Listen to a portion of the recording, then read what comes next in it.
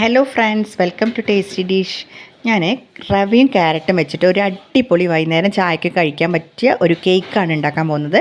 കുട്ടികൾക്കും ഇഷ്ടപ്പെടുന്നൊരു ടേസ്റ്റാണ് കേട്ടോ. നമുക്ക് ഓവനോ അല്ലെങ്കിൽ മുട്ടയോ ബീറ്ററോ ഒന്നും വേണ്ട, വളരെ സിമ്പിളായിട്ട് നമുക്ക് വീട്ടിലുണ്ടാക്കാൻ പറ്റിയ ഒരു സ്നാക്കാണിത്. അപ്പോൾ നിങ്ങളെല്ലാവരും ഒന്ന് ട്രൈ ചെയ്ത് നോക്കണം. നല്ല ടേസ്റ്റാണ്, സൂപ്പർ ടേസ്റ്റാണ്. ക്യാരറ്റ് വെച്ചിട്ടായതുകൊണ്ട് അതിനൊരു പ്രത്യേക ടേസ്റ്റ് തന്നെയാണ്. നിങ്ങളെല്ലാവരും ഒന്ന് ഉണ്ടാക്കി നോക്കണം കേട്ടോ. ഇത് സ്കിപ്പ് ചെയ്യാതെ വീഡിയോ അവസാനം വരെ കാണുക. എന്നിട്ട് എല്ലാവർക്കും ഒന്ന് ഷെയർ ചെയ്ത് കൊടുക്കുക കേട്ടോ. ഈ വീഡിയോ എല്ലാവർക്കും ഷെയർ ചെയ്ത് കൊടുക്കുക. അപ്പോൾ നമുക്ക് വീഡിയോയിലേക്ക് പോവാം. അതിനായി ആദ്യമായിട്ട് നമ്മളൊന്ന് ഒരു മിക്സീൻ്റെ ജാറാണ് എടുത്തത് കേട്ടോ. അതിലേക്ക് ഒരു കപ്പ് റവ, വറക്കാത്ത റവയാണ് ഞാനിവിടെ എടുത്തത്. വറക്കാത്ത റവ ഒരു കപ്പ്, ഏത് കപ്പിനാണോ നമ്മൾ അളവെടുക്കുന്നത് അതേ കപ്പിൽ തന്നെ എല്ലാം അളവെടുക്കുക കേട്ടോ. അതുപോലെ 2 മീഡിയം സൈസുള്ള ക്യാരറ്റാണ് കേട്ടോ. അപ്പോൾ നന്ന ഫ്രഷ് ക്യാരറ്റ് എടുക്കാൻ നോക്കുക. അത് നന്നായിട്ടൊന്ന് ക്ലീൻ ചെയ്തിട്ട് ഒന്ന് കട്ട് ചെയ്തെടുക്കുക കേട്ടോ. നന്ന ഒരു പീസായിട്ട് നല്ല റൗണ്ടിൽ തന്നെ കട്ട് ചെയ്തെടുക്കുക ക്ലീൻ ചെയ്തിട്ട്. അപ്പോൾ അതും കൂടി ഇതിലേക്ക് ഞാൻ ഇട്ട് കൊടുക്കേണ്ട, ഈ റവയിലേക്ക് ഇട്ട് കൊടുക്കുന്നുണ്ട്. ഇത് ഞാൻ ഇതിലേക്ക് ഇട്ട് കൊടുക്കുകയാണ്. ഇനി ഇതിലേക്ക് നമ്മൾ അരക്കപ്പ് പഞ്ചസാരയാണ് ഇട്ട് കൊടുക്കാൻ പോകുന്നത്. കറക്റ്റ് മധുരമാണെങ്കിൽ പഞ്ചസാര അരക്കപ്പാണ്. ഇനി മധുരം കുറവ് വേണ്ടവർക്ക് ഒരു 1/4 കപ്പ് ഇട്ടാൽ മതിയേ. അപ്പം ക്യാരറ്റിന് ചെറിയൊരു മധുരിക്കുന്ന ഒരു ടേസ്റ്റാണല്ലോ ഉണ്ടാവുക. അപ്പോൾ അരക്കപ്പ് പഞ്ചസാരയും അരക്കപ്പ് പാലും കൂടി ഇതിലേക്ക് ഒഴിച്ചിട്ടിട്ട് നന്നായിട്ടൊന്ന് അടിച്ചെടുക്കണം. നല്ല പേസ്റ്റ് രൂപത്തിൽ തന്നെ അടിച്ചെടുക്കട്ടെ. അതിൻ്റെ മുന്നേയായിട്ട് കുറച്ച് ഏലക്കാപ്പൊടി, ഒരു 1/2 സ്പൂണ് ഏലക്കാപ്പൊടി ഇട്ടിട്ട് നന്നായിട്ടൊന്ന് അടിച്ചെടുക്കുക. അപ്പോൾ ആ ഏലക്കേൻ്റെ ഫ്ലേവറായിരിക്കും ഈ കേക്കിനുണ്ടാവുക. എന്നിട്ട് നന്നായിട്ട് നമുക്കൊരു ബൗളിലേക്ക് ഇതുപോലെ ഒഴിച്ചു കൊടുക്കുക കേട്ടോ. അപ്പോൾ ചെറിയതായിട്ടൊക്കെ ക്യാരറ്റ് അടിഞ്ഞിട്ടില്ലെങ്കിൽ ചില കഷ്ണങ്ങളൊന്നും അടിഞ്ഞിട്ടുണ്ടാവില്ല, അത് കുഴപ്പമൊന്നുമില്ല. എന്നിട്ട് നമ്മൾ നന്നായിട്ടൊന്ന് ഈ പാത്രത്തിലേക്ക് ഇതൊരു 5 മിനിറ്റോളം നമ്മൾ റെസ്റ്റ് ചെയ്യാൻ വെക്കണം. അതായത് നമ്മൾ റവ ആയതുകൊണ്ട് ഇത് കുതിർന്ന് വരുന്നത് വരെ നമ്മളൊന്ന് റെസ്റ്റ് ചെയ്യാൻ വെക്കുക കേട്ടോ. അപ്പോൾ 5 മിനിറ്റ് കഴിഞ്ഞ് കഴിഞ്ഞാൽ നമുക്കിതിലേക്ക് 5 മിനിറ്റ് കഴിഞ്ഞു. അതിലേക്ക് നമുക്ക് ഓയിലാണ് ഞാൻ ഉപയോഗിക്കുന്നത്. സൺഫ്ലവർ ഓയിലോ ബട്ടറോ ഗീയോ എന്ത് വേണമെങ്കിലും ഉപയോഗിക്കാം കേട്ടോ. നമ്മൾ ടേസ്റ്റിനനുസരിച്ച് ഒഴിച്ചിട്ട് അതൊരു 1/2 കപ്പ്, അല്ല 1/4 കപ്പാണ്, 1/2 കപ്പല്ല 1/4 കപ്പ് പഞ്ചസാരയും പാലും 1/2 കപ്പാണ്.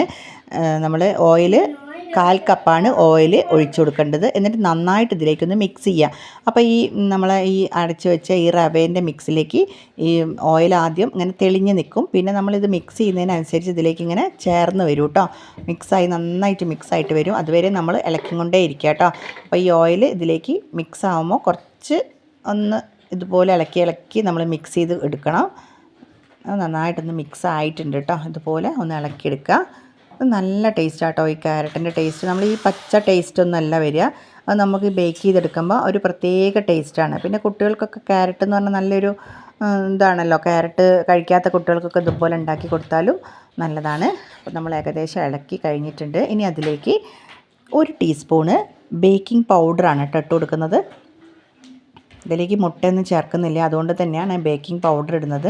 ഒരു 1/2 ടീസ്പൂണ് ബേക്കിംഗ് സോഡ, ഒരു നുള്ള് ഉപ്പ്, അതും ഇതെല്ലാം ഇട്ട് കൊടുത്തിട്ട് നന്നായിട്ടൊന്ന് ഇളക്കിയെടുക്കണം കേട്ടോ.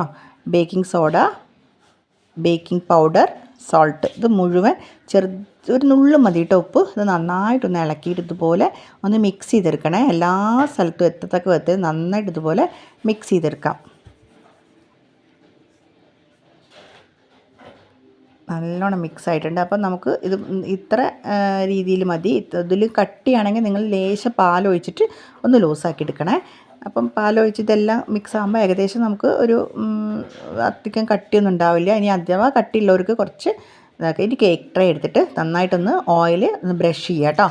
ഓയിൽ നന്നായിട്ടൊന്ന് ബ്രഷ് ചെയ്തതിന് ശേഷം നമുക്കിതുപോലെ, നിങ്ങൾക്ക് ബട്ടർ പേപ്പർ ഉണ്ടെങ്കിൽ ബട്ടർ പേപ്പർ വെച്ചെടുക്കുക. ഇനി ബട്ടർ പേപ്പർ ഇല്ലെങ്കിൽ കുറച്ച് മൈദ പൊടിയില്ലേ അതൊന്ന് ഇട്ടിട്ട് ഇതുപോലെ തട്ടി കൊടുക്കുക. ഓയിൽ ആദ്യം ബ്രഷ് ചെയ്തതിന് ശേഷം ഇതുപോലെ കേക്ക് ട്രേയിൽ ഞാൻ തട്ടി കൊടുത്താൽ നമുക്ക് പെട്ടെന്ന് തന്നെ ഇത് ബേക്ക് ചെയ്ത് കഴിയുമ്പോൾ നമുക്ക് പെട്ടെന്ന് ഇത് താഴെ ഭാഗം വിട്ട് കിട്ടാനാണ്.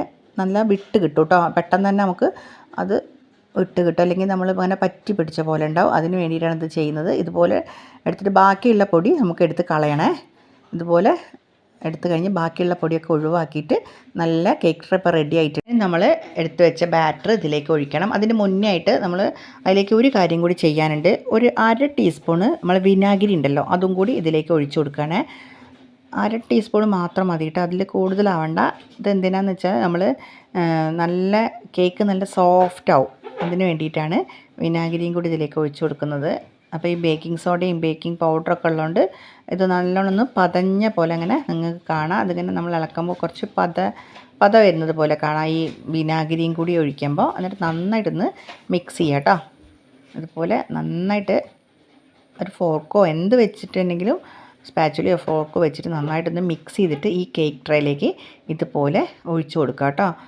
ഒഴിച്ച് കൊടുത്തിട്ട് സാധാരണ നമ്മൾ ചെയ്യുന്ന പോലെ തന്നെ ഒഴിച്ച് കൊടുത്തിട്ട് നന്നായിട്ടൊന്ന് ടാപ്പ് ചെയ്തിട്ട് അതിൻ്റെ ബബിൾസൊക്കെ ഒന്ന് ഒഴിവാക്കി ടാപ്പ് ചെയ്യുക. ഇനി നമുക്ക് മേലെ ഒന്ന് ചെറുതായിട്ടൊന്ന് ഞാൻ ക്യാരറ്റ് ഗ്രേറ്റ് ചെയ്താണ് ഇടുന്നത്. നിങ്ങൾക്ക് എന്ത് വേണമെങ്കിൽ ചെയ്യാം കേട്ടോ. നിങ്ങൾ നട്ട്സോ എന്ത് വേണമെങ്കിലൊക്കെ ഇടാം. ഞാനിവിടെ ക്യാരറ്റിൻ്റെ കേക്ക് ആയതുകൊണ്ട് ക്യാരറ്റ് തന്നെ ഗ്രേറ്റ് ചെയ്തിടുകയാണ്.